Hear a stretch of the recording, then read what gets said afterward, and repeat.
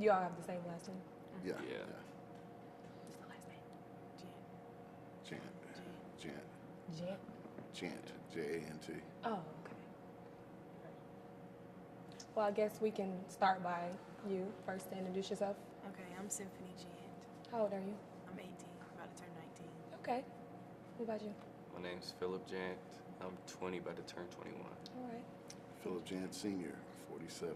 All right. Are you guys originally from Charlotte? Yeah. Okay. All right. That's great. Can you tell me what your wife's name was? Her name was Kathy. Kathy. Right. And she had her first symptoms, I'd say, roughly about 9 months after Symphony was born.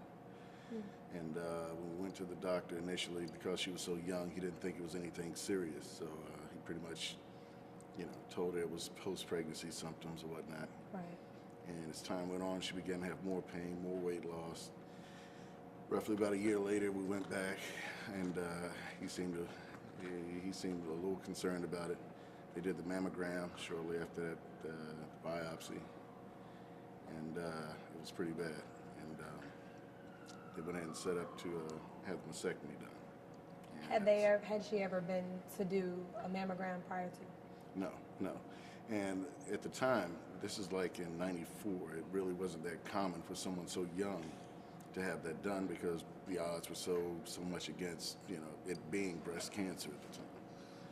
So that was, at the time, I mean, after everything was said and done, I felt like it was negligent because of the pain of her, her suffering and whatnot. It's something that could have been prevented, but it wasn't prevented because he didn't take the, all the precautionary measures to make sure that that was, that it was just something, non-life threatening, So, but as it turned out, it was the worst case scenario for us.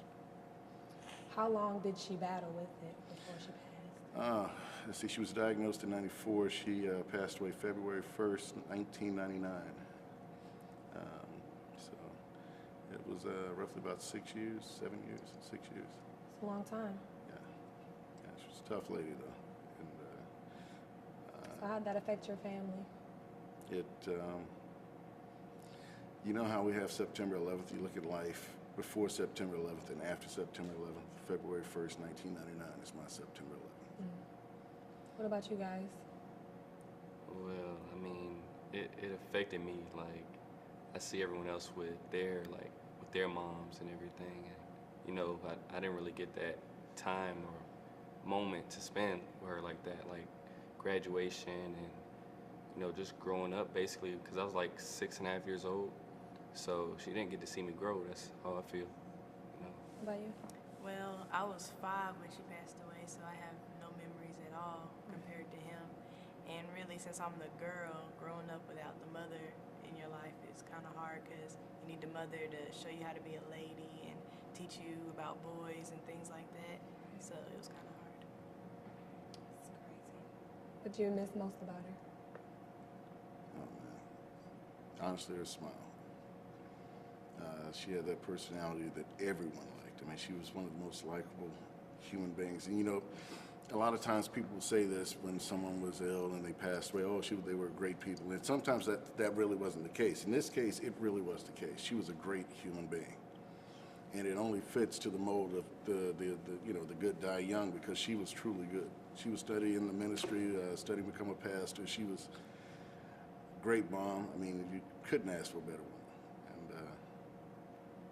A good one left that day. We lost a real good person. Not just a good lady, a good mother, but a great person. And What type of things did she like? She was a movie fanatic. She loved the movies. She was very fun, outgoing. She was the type of person that could light up a room when she comes in because she had that heart, that great heart. And like I said, it's not one of those things where you say it because it's the right thing to say. This is the honest truth about this young lady. She was something special. She really was something special. And I don't think there's a day that go by since the day she's passed that I haven't thought about it. Do you have any memories of your mom at all? I have a lot of memories. It's like, I was her only baby boy, so she spoiled me and took care of me, made sure everything was okay.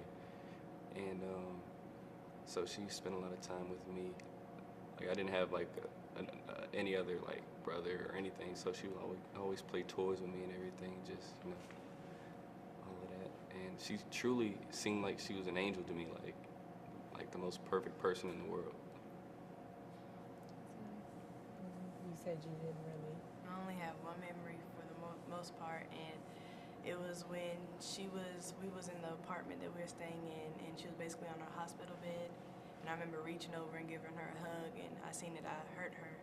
And then like I started crying, and she told me it'll be okay, and I didn't hurt her, and it'll be fine. That's really the only memory I have. And to be honest, I'm not sure if that's a memory or a dream. One thing that really impressed me with her was before she was diagnosed with the disease, she was the type of girl that, like, spiders she was afraid of. She almost seemed like, I wouldn't say weak, but like she didn't seem to have that strength that you would say to go through something like that.